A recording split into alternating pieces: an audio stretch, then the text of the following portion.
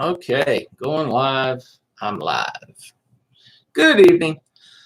Just another, well, I say quick video, but you know how long-winded I get sometimes. Just some things I've seen today that made me want to comment. So let's jump right in, shall we?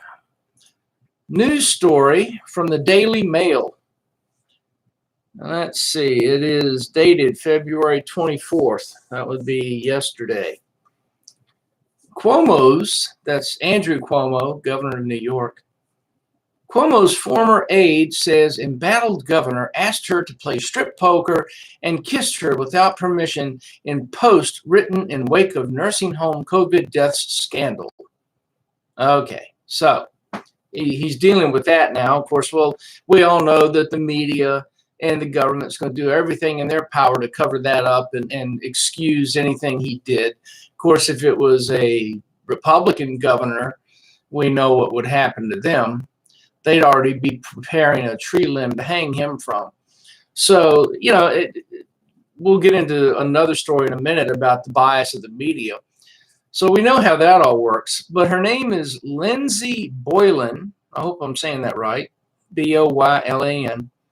Wrote about her experiences working for Cuomo on Wednesday. Now, my question to any liberals, and please share this video with people. I want liberals to see it. I want them to comment on it. Liberals, do you believe her? Do you?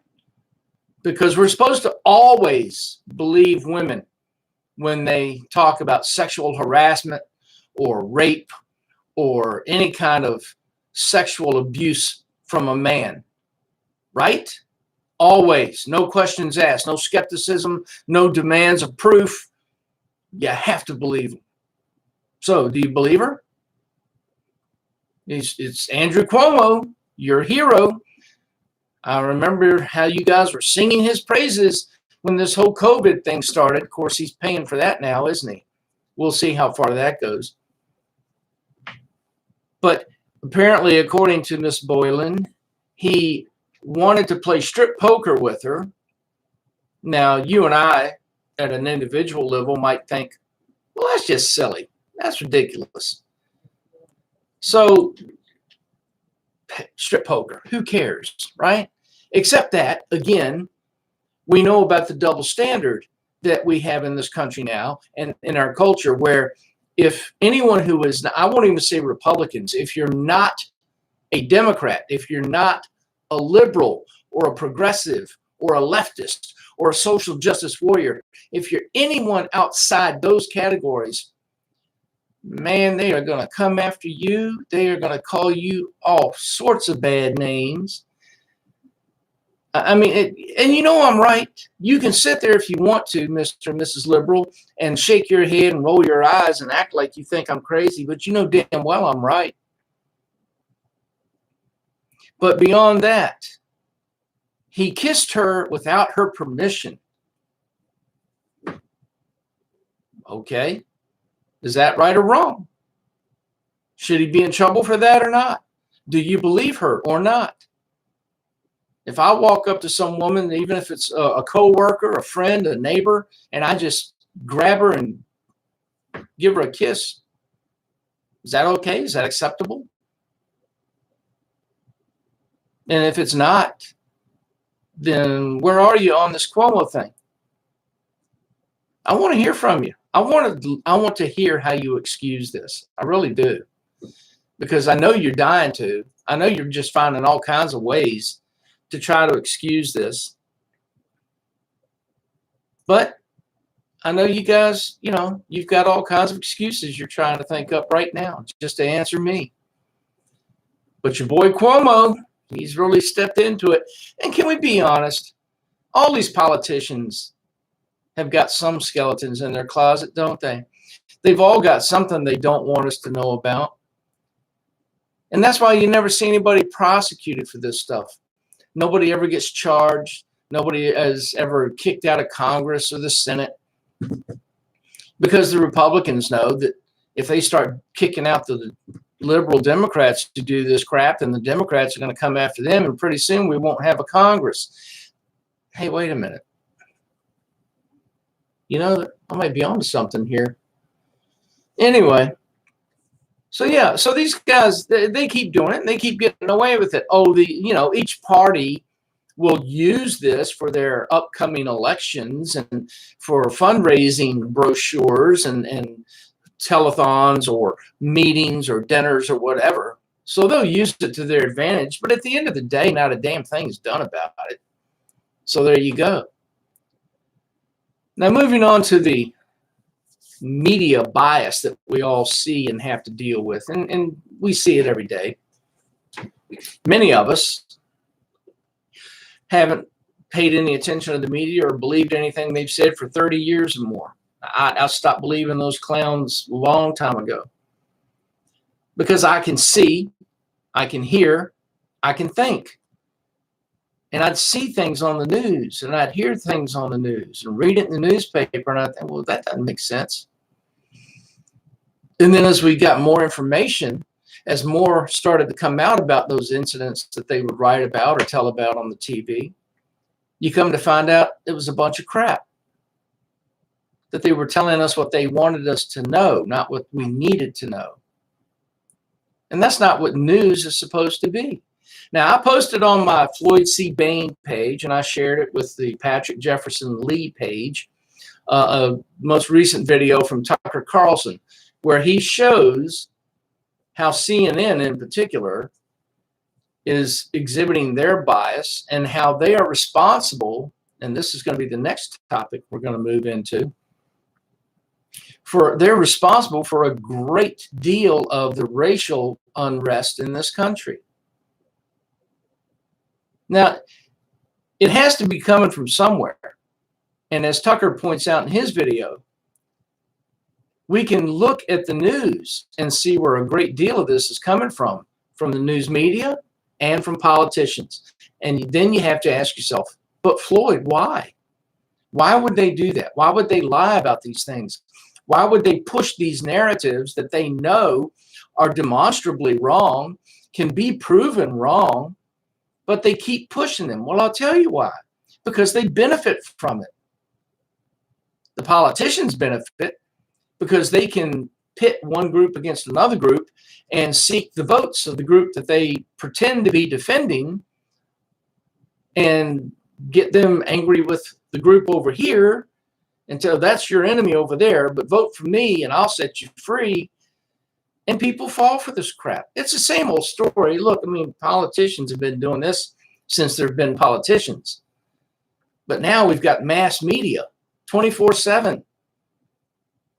And you're inundated with it. You're bludgeoned with it in so many ways. And some people won't take the time to think for themselves, to investigate any further than what they see on the TV or read in the newspaper. And Tucker points out, as I have on numerous occasions, this is why the politicians and the news media hate the internet. And don't think for 1 minute, mark my words, don't think that they've given up on trying to restrict your access to the internet. They'll find a way to do it. They're going to keep pushing that. SOPA, CISPA, they're not giving up on that stuff. They don't want you to have access to the internet, because if you have access to the internet, you have access to different sources of news. And a lot of those sources, individuals like myself and others, aren't interested in spreading lies. We want to get the truth out. I'll go back to last year when the COVID thing started and we were hearing how the hospitals were overwhelmed. Every news report you saw on TV, hospitals are just swamped. Too many people. We're bringing in refrigerator trucks for all the dead bodies. You remember those stories? And then there were videos on YouTube of average citizens in New York where things were supposed to be really bad in New York City. And they were going to the different hospitals in the area where they lived with their cell phones, videotaping and showing that there was no one there. Asking people at the front desk, do you have any rooms available? People behind the desk, oh, yeah, we've got plenty of rooms. Why do you ask? So, yeah, you wonder why they don't want the internet out there, why they don't want you having access to it? Because people like you and me can go out here and see the truth for ourselves. And with these newfangled phones you kids have nowadays, we can videotape stuff and record it and bring it back and put it on our computers and show it on YouTube and Facebook. And people can see that someone here is lying to them. I wonder who it is. And again, once you determine that someone is lying, you have to ask yourself why. And let's get back to the racial component here. I know this is going to drive the liberals crazy. I remember distinctly that there was little to no talk about racism or systemic racism or race issues in America just prior to Obama getting elected. Then Obama got elected, and you saw the change. I did. I saw the change. I heard the change. The rhetoric changed. And all of a sudden, all these racial issues start coming again. Black Lives Matter comes around. Then we get Antifa. Then we get all these protests in the streets. We see the news articles and the news stories talking about all this racial divide. I hadn't seen it prior to that. Now, I'm 63 years old. I grew up in a time when black people couldn't drink at the same water fountain that I could. I was born in 57. It wasn't until 1964 that we got the Great Society. Lyndon Johnson signed the bill into law, and we got rid of all that stuff. I remember when black and white couldn't date. You could be arrested for dating someone outside your race. Anybody else remember that? I've seen lots of changes. I've seen lots of improvement in race relations in this country. And one of the things we used to be able to do with each other was joke about it. And nobody took it seriously. Nobody got offended. We were just joking about the differences in cultures. People would laugh at each other and have a good time with it and move on. Nowadays, man, you wonder why comedians won't go to college campuses, why comedians are careful about where they go to do their shows anymore. They can't even joke about it, and they're comedians. Look at all the shit Dave Chappelle used to get. And to his credit, at least he's stepping up now saying, screw you, I'm going to do it anyway. And I may not like Dave Chappelle all that much. I may not think he's all that funny, but at least he's getting out there and going, challenging that cancel culture, social justice warrior crowd, and telling them, I'm going to do these jokes anyway. If you don't like it, don't come to the show. But this stupidity has got to stop.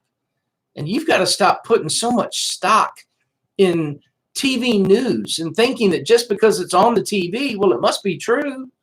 They wouldn't lie to us, would they? Yeah, they would lie to you. They've proven it time and time again. And to finish up, and continuing on the race theme, from the U.S. Sun, dated February 25th, Obama says all, that's capitalized ALL, says all black Americans should get reparations because the country was built on the backs of slaves.